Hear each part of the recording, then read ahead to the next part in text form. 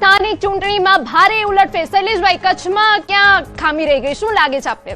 કચ્છ જે વિસ્તાર છે એમાં ક્યાંક ને ક્યાંક અમારી માનો કે સીટો ગઈ છે, પણ એની સામે જોઈએ તો બીજા તાલુકાઓ જે છે એમાં ભારતીય જનતા પાર્ટીનો ભગવો લહેરાણો છે અને આખરે કુલ મળીને જોવા જઈએ તો કુલ સીટ 9000થી નજીક છે.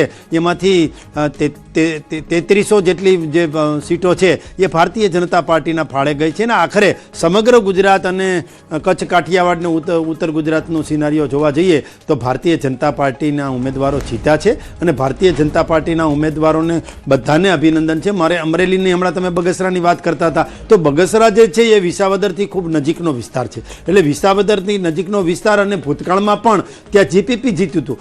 છેલ્લે પછી જેવી કાકડિયાની જીત થઈ અને જેવી કાકડિયા ધારાસભ્ય તરીકે 2 ટર્મથી આવે છે, પણ આખરે તો એ વિસાવદરની નજીક હોવાના કારણે ક્યાંક અસર થાય છે, પણ એમાં પણ આવતી વખતે અને વિધાનસભામાં એ કોઈ અસર ન થાય એ માટે અમે કાલથી જ કમર કસવાના છીએ. અને ત્યાં કાંઈ ખૂટતું હશે, વિકાસના નામે કાંઈ ખૂટતું હશે, કાંઈ બીજું ત્રીજું જે કાંઈ કરવાનું થાય સેવા માટે જે કરવાનું થાય એ અમે કરીશું. પણ કુલ જોવા જઈએ તો કુલ મળી અને ભારતીય જનતા પાર્ટીનો વિજય દેખાય છે.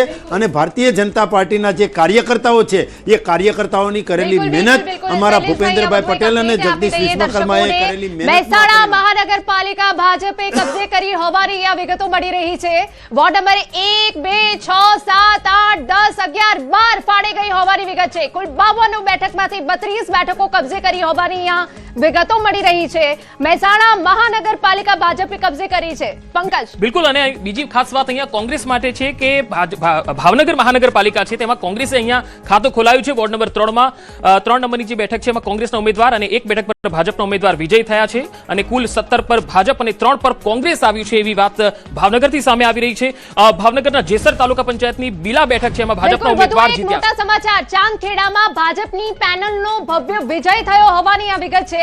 કોંગ્રેસના કોર્પોરેટર રાષ્ટ્રી કેસરીની હાર થઈ છે અને એમના જે કૌટુંબિક ભાઈ છે તેમની અહીંયા જીત થઈ ગઈ છે. છેલ્લા 2 ટર્મથી તેઓ જીતતા આવતા હતા, પરંતુ આ ટર્મ હવે ભાજપ લઈ ગયું. બિલકુલ, કારણ કે અમરાઈવાડીમાં કોંગ્રેસને નુકસાન. પાછલી ટર્મમાં એક કોંગ્રેસની બેઠક હતી અમરાઈવાડીમાં, ભાજપની પેનલ આ વખતે આખી જીતી ગઈ છે. એટલે અહીંયા વિજેતા ઉમેદવારોએ લોકોના કામને પ્રાધાન્ય આપ્યું છે એવું કહી શકાય. કોંગ્રેસને અહીંયા જાકારો મળ્યો. વધુ એક અપડેટ, વાપી મનપામાં વોર્ડ નંબર 12 માં અપક્ષ પેનલની જીત થઈ હોવાની અહીંયા વિગતો મળી રહી છે. અપક્ષ પેનલના ઉમેદવારોએ ભાજપને ટેકો આપ્યો છે. જી હા, જીતુ માયાવંશીની આગેવાનીમાં અપક્ષ પેનલ લડી હતી, પરંતુ અહીંયા મોટું અપડેટ કે જ્યાં જીતુ માયાવંશીએ ભાજપમાંથી માંગી હતી ટિકિટ, પડે અપડેટ અમે આપના સુધી પહોંચાડી રહ્યા છે. ભાજપની ટિકિટ નહીં મળતા અપક્ષ પેનલ ઊભી કરી હતી અને વાપી મહાનગરપાલિકા વોર્ડ 12 માં અપક્ષ પેનલની જીત થઈ છે. વધુ એક અપડેટ, રાજકોટમાં કોંગ્રેસ ઉમેદવારની હાર થઈ હોવાની અહીંયા સ્પષ્ટ વિગતો મળી રહી છે.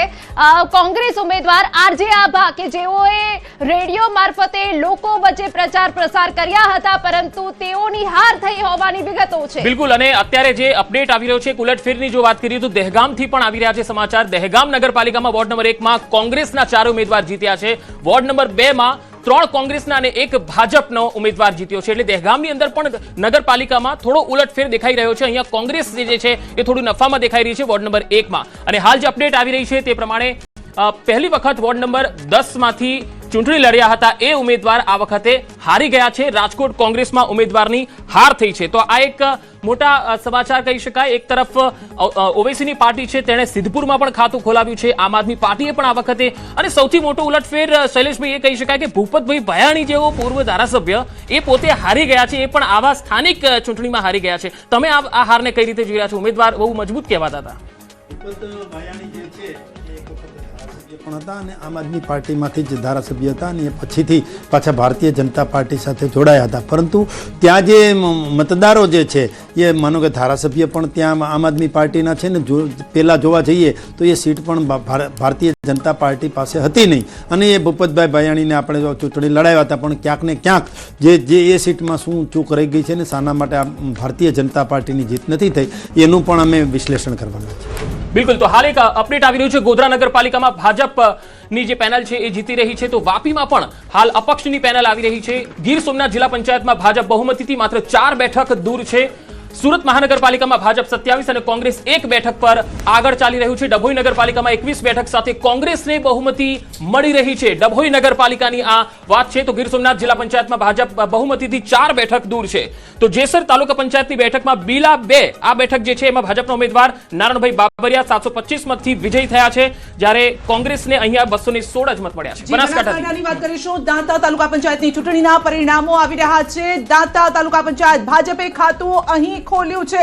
આ એવો વિસ્તાર છે, આદિવાસી બેલ્ટ છે. જો અહીંના અંબાજીની વાત કરીએ, દાંતાની વાત કરીએ તો ત્યાં મિક્સ પોપ્યુલેશન પણ જોવા મળે છે. જિલ્લા પંચાયતની 2 બેઠક પર કોંગ્રેસનો અહીંયા વિજય જોવા મળી રહ્યો છે. રાજકોટમાં વોર્ડ નંબર 4 માં ભાજપની જીત. ક્યાંક ભાજપ હાવી થઈ રહ્યું છે અને ક્યાંક કોંગ્રેસ, પરંતુ એની વચ્ચે આમ આદમી પાર્ટી પણ ક્યાંક પોતાના જાણે કે સુર પુરાવી રહ્યો હોય તેવું પણ અહીંયા દેખાઈ રહ્યું છે અને ક્યાંક અપક્ષો બીજેપીને સપોર્ટ પણ આપી રહ્યા છે. તો આપ સીધા દ્રશ્યો જોઈ રહ્યા છો.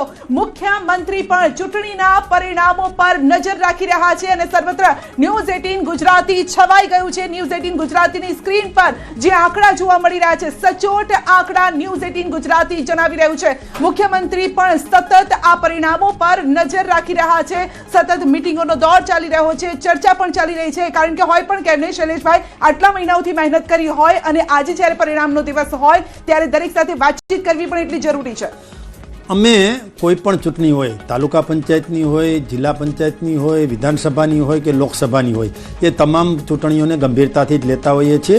એ કદાચ અમારા મોટામાં મોટા નેતા હોય કે નાનામાં નાનો કાર્યકર્તા હોય, એ તમામ લોકો ગંભીરતાથી ચૂંટણી લડતા હોય છે અને અમે સતત ને સતત કામ કરતા હોઈએ છીએ. સતત બેઠક, ચિંતન, મનન, અમારો એકાત્મ માનવવાદ, રાષ્ટ્રવાદની નીતિ અને મૂલ્ય આધારિત રાજનીતિથી અમે જે ચાલીએ છીએ એનું આ પરિણામ છે. મુખ્યમંત્રી શ્રી ભૂપેન્દ્રભાઈ પટેલ હોય કે અમારા પ્રદેશ પ્રમુખ શ્રી જગદીશભાઈ વિશ્વકર્મા હોય, એમણે પણ એટલી બેઠકો લીધી. જગદીશભાઈ વિશ્વકર્માએ 29 જેટલી બેઠકો જિલ્લા પંચાયત, તાલુકા પંચાયત, મહાનગરપાલિકામાં લીધેલી છે અને મુખ્યમંત્રી શ્રી છે એમણે પણ 19 જેટલી બેઠકો લઈ અને જે નાના ઉમેદવારો છે, નાના જે લોકો છે, નાના કાર્યકર્તાઓ ચૂંટણી લડે છે એને હૂંફ અને બળ પૂરું પાડ્યું. સુરતમાં વોર્ડ નંબર 3 માં ભાજપની પેનલનો વિજય. આ એટલા માટે પણ ચર્ચા કરવી જરૂરી છે. આ વોર્ડમાં પાસના કન્વીનર અલ્પેશ કથિરિયાના પત્ની કાવ્યા કથિરિયા ઉમેદવાર તરીકે ઊભા હતા અને પહેલા એવું હતું કે અલ્પેશ કથિરિયાને ટિકિટ જોઈએ છે અથવા તો તેમને ચૂંટણી લડવી છે, પરંતુ પત્નીને ટિકિટ આપવામાં આવીને અહીંયા ભાજપની પેનલનો જીત થઈ છે. અમદાવાદની આપણે વાત કરીએ. અમદાવાદમાં અમરાઈવાડીમાં ભાજપની પેનલ જીતી છે. મનપા વોર્ડ નંબર 39માં ભાજપની પેનલ જીતી ગઈ છે. અમરાઈવાડીમાં ભાજપનો ભવ્ય વિજય દેખાઈ રહ્યો છે આ વોર્ડમાં. જો કે અહીંયા એક ઉમેદવાર કોંગ્રેસનો ગત ચૂંટણીમાં જીત્યો હતો. આ વખતે 4 ભારતીય જનતા પાર્ટીના ઉમેદવાર જીત્યા છે. બીજી એક ખાસ અપડેટ આવી રહી છે છોટાઉદેપુરથી, જ્યાં ડોલરિયા તાલુકા પંચાયત આમ આદમી પાર્ટીના ઉમેદવારને 512 મતથી વિજેતા ઘોષિત કરવામાં આવ્યા છે. તો આ એક છોટાઉદેપુરથી અપડેટ આવી રહ્યું છે. અહીંયા આમ આદમી પાર્ટીએ સારું એવું તાકાત બતાવી છે એવું કહી શકાય. છોટાઉદેપુરની ધારસીમેલ તાલુકા પંચાયતની બેઠક છે, એમાં પણ 3361 મત આમ આદમી પાર્ટીને મળ્યા છે. એટલે ઘણી એવી બેઠકો છે સંધ્યા કે જ્યાં આમ આદમી પાર્ટીએ ભાજપ કોંગ્રેસને હંફાવી દીધા છે. બિલકુલ પ્રશાંતભાઈ, મારો સવાલ પણ એ જ છે. સુરતની વાત કરીએ, અલ્પેશ કથિરિયાના પત્નીની વાત કરીએ તો આ એવો વિસ્તાર અને પાટીદાર ની સંખ્યા જ્યાં વધુ હોય ત્યાં આપણે જોયું કે અલ્પેશ કથિરિયાને જીતાડવા અથવા તો પ્રચારની એક જવાબદારી હતી. વોર્ડ નંબર 3 અને 4 જે સુરતના છે ત્યાં પાટીદાર પ્રભુત્વ અને ગઈ વખતે આ બધી સીટો આમ આદમી પાર્ટી પાસે હતી, કારણ કે એ વખતે અલ્પેશ કથિરિયાએ બહારથી પાટીદારને સમર્થન કરી અને આમ આદમી પાર્ટીને સમર્થન કર્યું હતું, એટલે 27 સીટ ત્યાંથી આવી હતી. આખા ગુજરાતની હાઈએસ્ટ મતદારોની સીટ વોર્ડ 3 એટલે 1,37,000 જેટલા વોટ, 1,10,000 જેટલા વોટ. નોર્મલી મહાનગરપાલિકામાં એક વોર્ડમાં લાખથી ઓછા વોટ હોય છે. હવે આ વખતે ત્યાં બધા જ પાટીદાર, કારણ કે ત્યાં સામે મનોજ સોરઠિયા પણ હાર્યા છે વોર્ડ નંબર 4, જે આમ આદમી પાર્ટીના મહામંત્રી છે, પાટીદાર સમાજમાંથી આવે છે. એ જ મનોજ સોરઠિયા, એ જ અલ્પેશ કથિરિયાએ ભેગા થઈ ગઈ વખતે અને ધાર્મિક માલવિયા એમણે 27 સીટ અપાઈ હતી. એટલે બટ નેચરલ હતું આ વખતે બધી ધીરે ધીરે ભાજપમાં કન્વર્ટ થવાની હતી.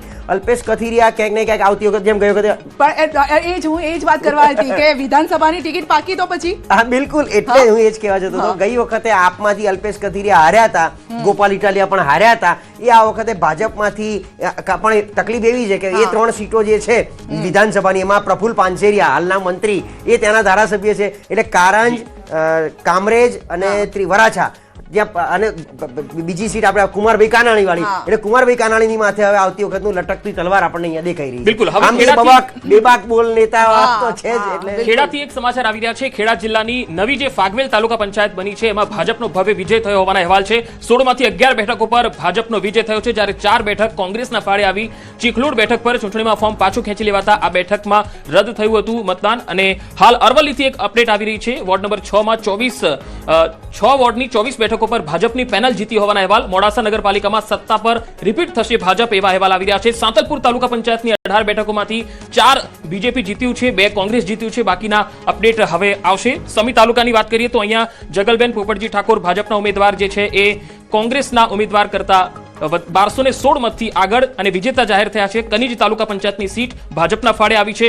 સિદ્ધપુર નગરપાલિકામાં ઓવેસીની પાર્ટી આવી છે. અહીંયા પ્રશાંતભાઈ મારે એ પૂછવું છે કે ભલે અપક્ષો હોય પણ ક્યાંક અપક્ષોએ કાઠું તો કાઢ્યું છે. અપક્ષ બી આ વખતે ઘણું આગળ દેખાય છે. ભલે લીડ હું કહું છું ઓછી હોય, પણ ક્યાંક ને ક્યાંક લોકોની નારાજગીએ અથવા તો ટિકિટ કપાઈ હોય જે તે પાર્ટીમાંથી, ભાજપે ના આપી, કોંગ્રેસે ના આપી હોય અને સમાજનું પ્રભુત્વ હોય તો અપક્ષમાંથી ટિકિટ લઈ એક અપડેટ આપી દઉં. સુરતમાં બીજેપી અને કોંગ્રેસના કાર્યકર્તાઓ